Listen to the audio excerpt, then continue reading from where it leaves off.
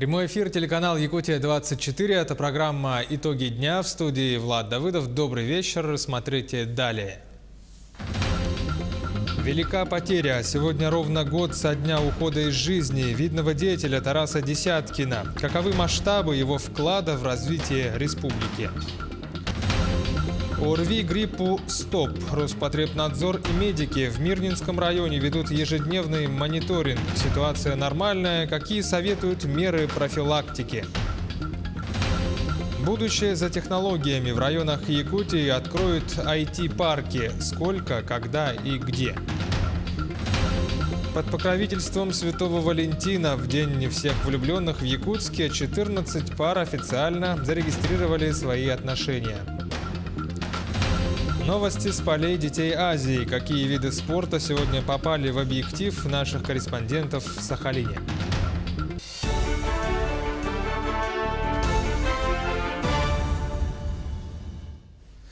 Глава республики Айсен Николаев сегодня подписал указ о дополнительных мерах, направленных на поддержку рождаемости в республике. Текст появился на сайте правительства региона. Таким образом, с 1 января этого года при рождении первого ребенка жителям Якутии предоставляется единовременная выплата в двукратном размере прожиточного минимума для детей. При рождении второго ребенка полагается региональный материнский капитал в размере 30% от размера материнского капитала.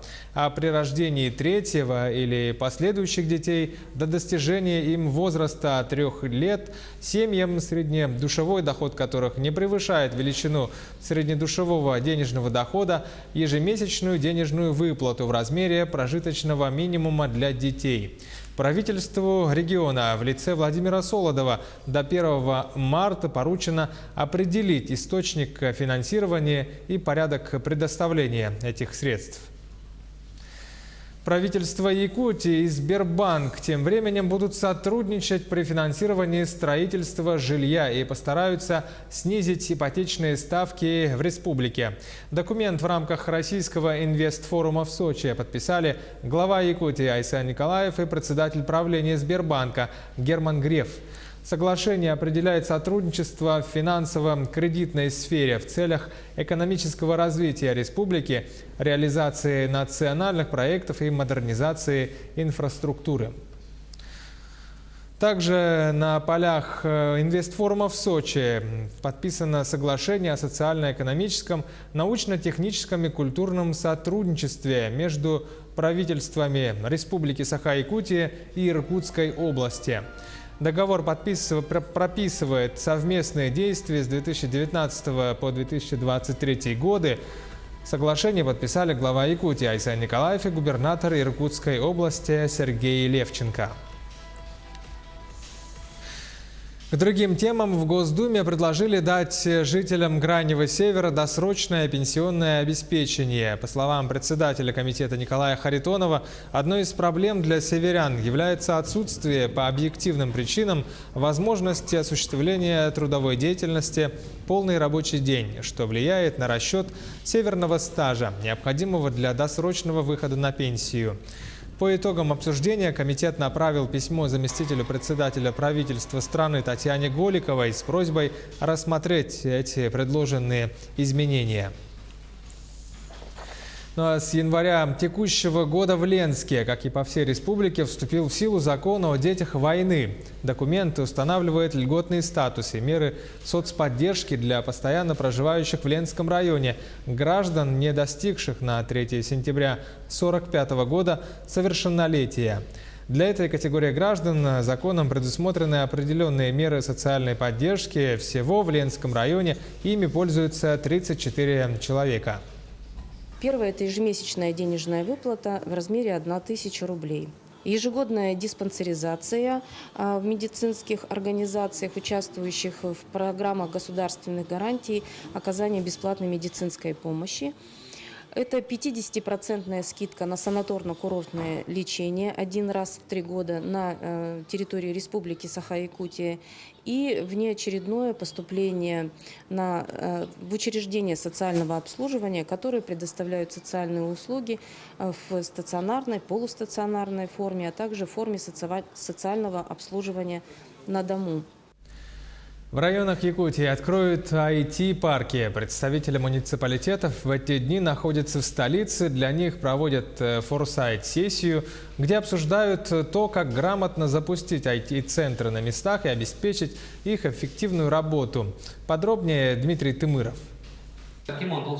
Мастер-классы, бизнес-тренинги, мозговые штурмы и защита проектов – это не весь список мероприятий форсайт-сессии. Главная задача – рассказать будущим представителям муниципальных IT-центров значимость развития этой отрасли. Почему мы выбрали данный вариант? Потому что важно, чтобы участники увидели,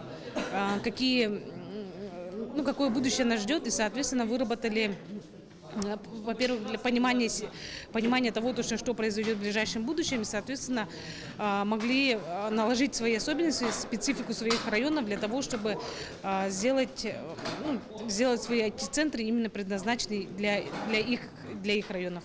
Каждый муниципальный IT-центр должен найти свою точку развития и свое направление, по которому будет идти. Открытие таких центров даст Якутии сформировать единую инновационную экосистему, которая даст толчок развитию региона.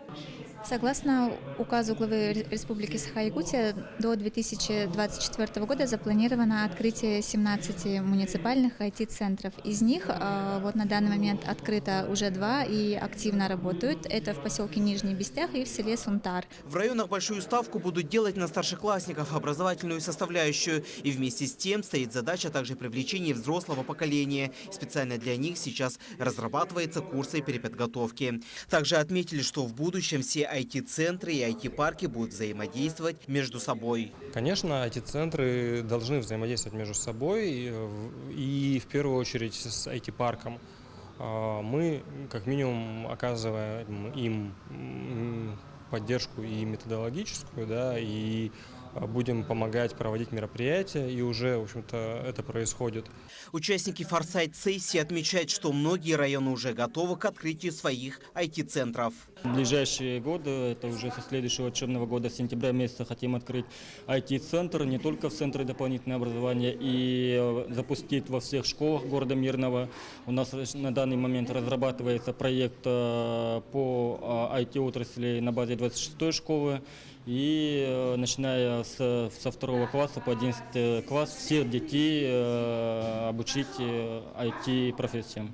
Работа форсайт-сессии продолжится завтра, где пройдет встреча участников мероприятия с экспертами в области IT-сферы, работа в группах и защита проектов. Ключевым моментом станет подведение итогов работы форсайт-сессии и принятие плана работы на ближайшие годы. Дмитрий Тымыров, Джулстан Иннокентьев, Якутск. Осторожно, зараженная продукция, колбаса с африканской чумой могла попасть в Якутию. Дело в том, что в колбасной продукции, поступившей из Монголии через автомобильный пункт пропуска, выявлено наличие ДНК вируса африканской чумы свиней. Указанная партия колбасы 1 февраля попала в розничную сеть ряда населенных пунктов Бурятии, в том числе города Улан-Удэ, где продавалась до 5 февраля. В настоящее время на территории Республики Бурятия проводятся мероприятия по изъятию инфицированной продукции в магазинах и у населения.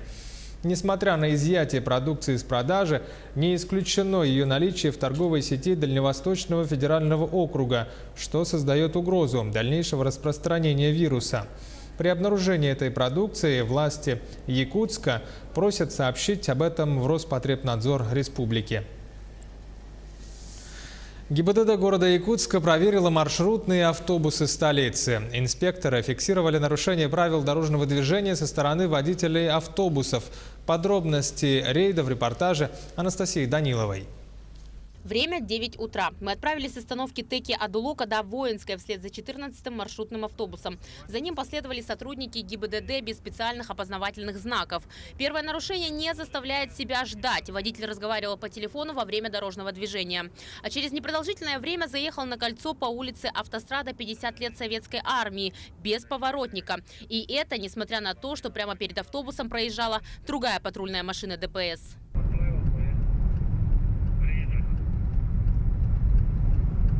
Ту же самую ошибку при перестроении с полосы на полосу водитель допустил дважды на улице Ленина. Не подал сигнал водитель и тогда, когда заезжал на остановку. Также во время всего маршрута водитель не был пристегнут ремнем безопасности. Казалось бы, незначительные правонарушения, но именно они создают ситуацию ДТП на дорогах. Что же об этом думают пассажиры? Я сегодня точно не заметила. Бывает иногда разговаривать по телефону или как-то рискованно едут. Но сегодня нет. Нет, нормально все. Ну, все хорошо, правонарушений нет. Ничего, не ругается, не интересно? Нет, молча едет. Ну что ж, наш эксперимент подошел к концу. Мы последовали за 14-м маршрутным автобусом от пункта А до конечного пункта. Как мне показалось, водитель был достаточно вежлив. Он даже простил девушке отсутствие полного проезда. А теперь посмотрим, что скажут сотрудники ГИБДД.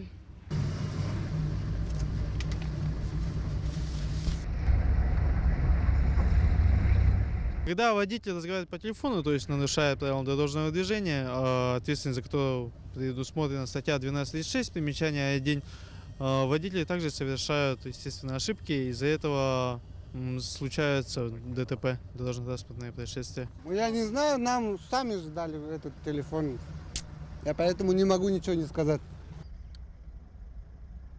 Инспекторами ГИБДД составлено 3 административных материала в отношении водителя 14-го маршрутного автобуса. И скажем, что это только единичный случай проверки.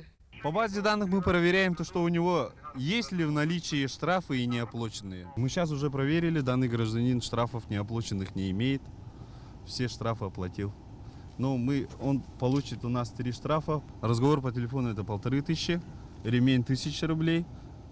12-14 500 рублей. Отметим, что подобное мероприятие по выявлению нарушений автобусов провели с целью обеспечения безопасности дорожного движения. Поводом для подобных рейдов стала печальная статистика. Инспекторами госавтоинспекции города Якутска с начала года было выявлено около 200 нарушений правил дорожного движения водителями автобусов. И только за прошедшую неделю к административной ответственности были привлечены более 50 водителей маршрутных автобусов. За последнюю неделю во время патрулирования инспекторы провели около 30 профилактических бесед по обязательному соблюдению правил дорожного движения и призвали к ответственности по перевозке пассажиров. Анастасия Данилова, Джулустан Накентьев, Якутск.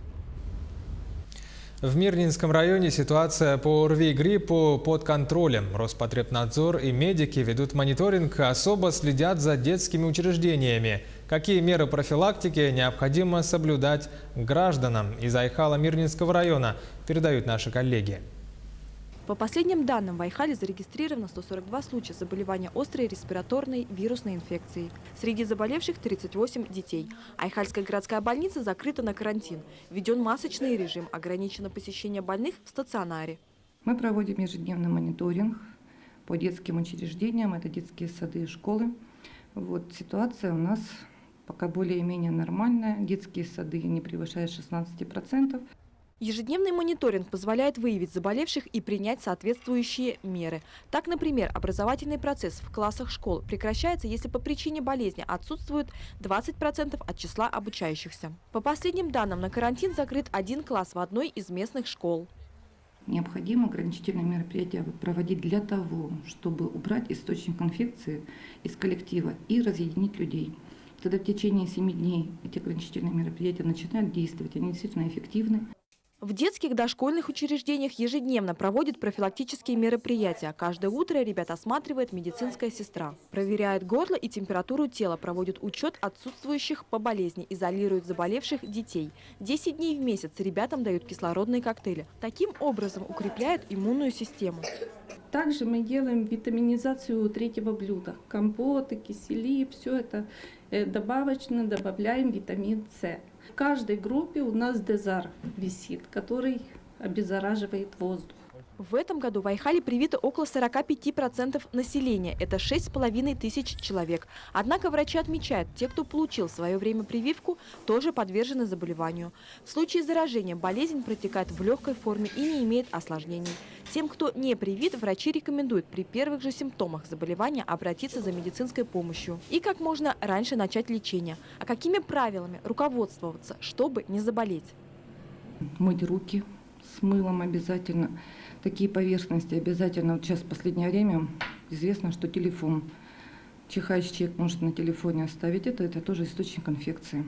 Если вы почувствовали недомогание, повысилась температура тела, совсем не обязательно посещать больницу. Лучше вызвать доктора на дом, отмечают специалисты.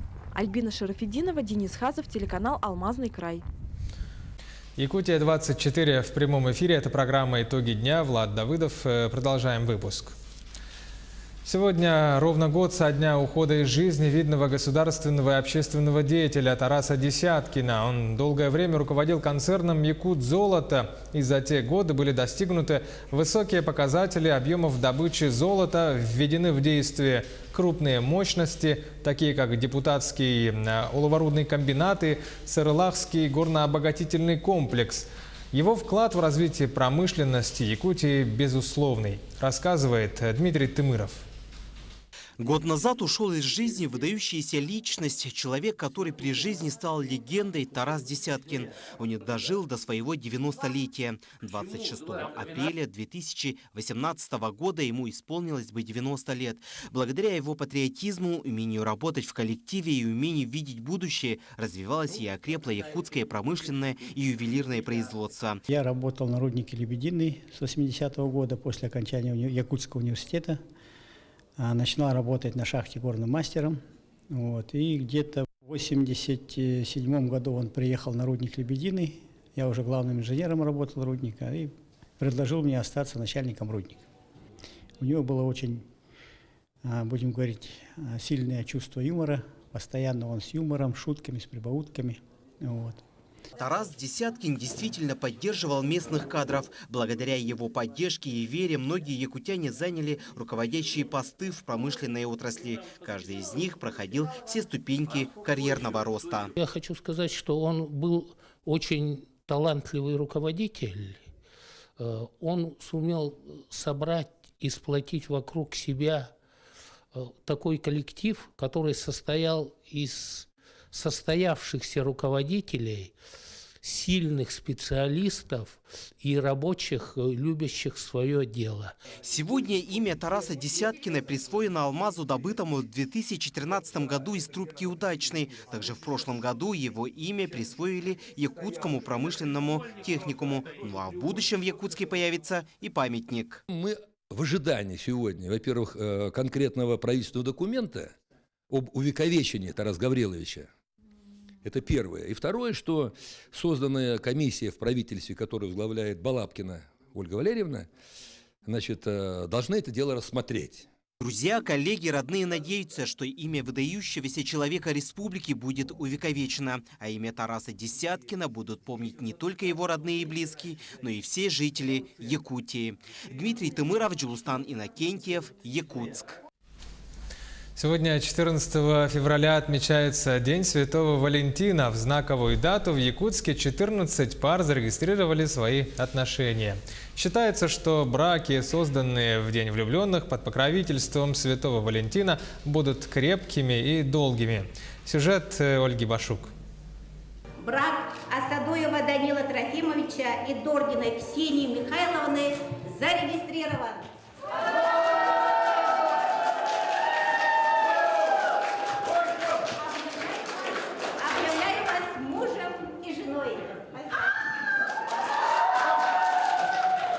В коридорах ЗАГСа города Якутска не протолкнуться. Сюда пришли коллеги, родственники, друзья, свидетели и, конечно же, женихи и невесты. Самая первая торжественная церемония бракосочетания состоялась в 2 часа дня. Супруги Асадоевы долго шли к этому ответственному событию и не случайно выбрали именно эту дату. Мы выбрали дату 14 февраля, чтобы это день влюбленных, как-то чтобы запечатлеть вот это вот все.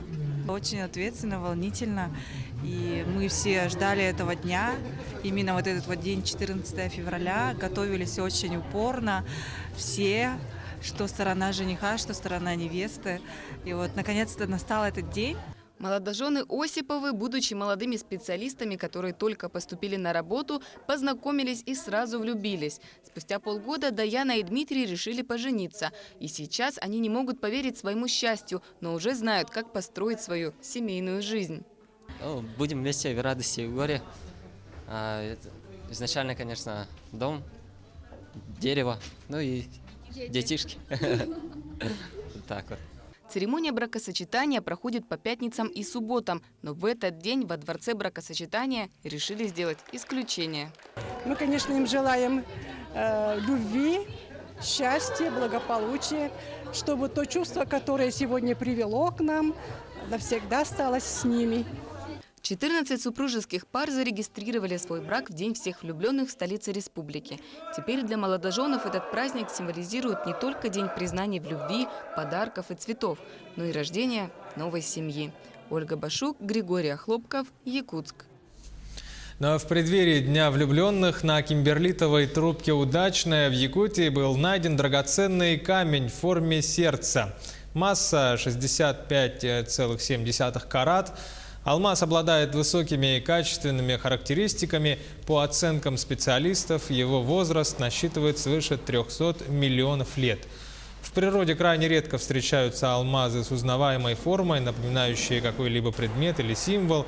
Большинство алмазов либо имеют форму октаэдра, либо вообще не имеют выраженной формы. А появление алмаза в форме сердца, особенно в преддверии Дня всех влюбленных, кажется символичным подарком природы не только для нашей компании, но и для всех влюбленных пар. Поделился такими впечатлениями Евгений Агуреев, член правления, директор единой сбытовой организации компании «Алроса».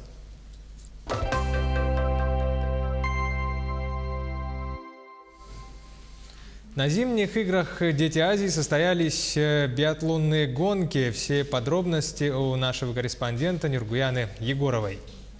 В микс-эстафете не было никаких сомнений, что победу одержат действующие чемпионы игр «Дети Азии» Анастасия Гришина и Виктор Молчанов из Сибири. Мы изначально боролись с Казахстаном, нам передавали вместе практически. И на трассе, на последних кругах тоже приходилось бороться с казахстанскими спортсменами. Вслед за миксом на старт вышли биатлонисты в смешанной эстафете. На последнем этапе разыгралась серьезная борьба между командами Сибири и Казахстана. За всю гонку у казахов был гандикап больше минуты, но свое преимущество они потеряли на последнем рубеже. Спасибо Казахстану за борьбу. И победили сильнейшие. Нет, я ушел второй, я после второго рубежа ушел только первый, с ним вместе боролись. 4 штрафные круга, и у сибиряков появился шанс на золото. Но тут, после эстафеты, выяснилось, что казахский биатлонист Данил Червенко, прибыв на огневой рубеж, вынужден был по указанию арбитра менять место стрельбы. Отставание было на финише минус 2 секунды, грубо так, 1,5, может быть, 2 секунды. Ну а потерял спортсмен на рубеже около 10 секунд. То есть это как бы ошибка судейская, и к такому решению судьи, естественно, пришли, чтобы наградить обе команды первым местом. Беспрецедентный случай. Из-за ошибки члена жюри золотые медали у 2 команд. В результате на пьедестале никто не занял вторую ступеньку. На третьей стояли ребята из сборной Уральского федерального округа. За биатлонными баталиями с самого начала на трассе следит двукратная олимпийская чемпионка Анна Багалий. Новоиспеченным чемпионам игр было особенно приятно получать цветы из ее рук. Зрители приходят, болеют, переживают, и слышно их. Слышно, как болеют за команды, и в целом я считаю, что дружеская обстановка, которая позволяет, знаете, всегда сказать, что у нас большая биатлонная семья с разных стран, и выигрывает, конечно, вид спорта, и атмосфера общая. Юргена Егорова, Владимир Павлов, «Дети Азии», Сахалин. Тем временем в копилке сборной Якутии на играх «Дети Азии» вторая медаль. Хоккеист Иван Чаишвили получил серебряную медаль за индивидуальное мастерство. Деренгринец стал самым результативным игроком матча против Туркменистана, который якутяне выиграли со счетом 17-2. Он забил в ворота соперника 3 шайбы. На первую медаль в копилку Якутии, напомним, принес биатлонист Николай Максимов. Соперники все были серьезные, и играть с ними было тяжело. У них каждый день игры, допустим, а у нас не часто. Игровой практики у них больше. Но, в принципе, было классно с ними поиграть. Это были итоги дня сегодня. Смотрите телеканал «Якутия-24» и будьте всегда в курсе.